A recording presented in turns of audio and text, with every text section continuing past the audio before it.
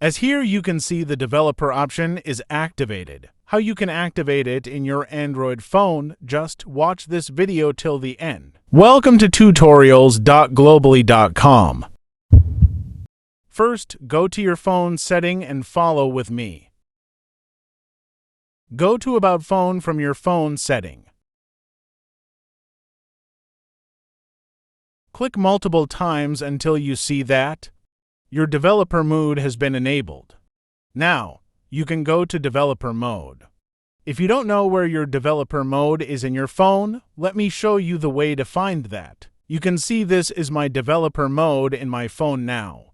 Let me show you how you can find your ones. Simply go to search bar and type developer option, and directly access your developer option from your search bar. Here is your developer option, and now you can use it in a way you want and fulfill your need. Also must like this video. Subscribe to this channel for more content like this. For more easy to understand tutorials, you can visit tutorials.globally.com.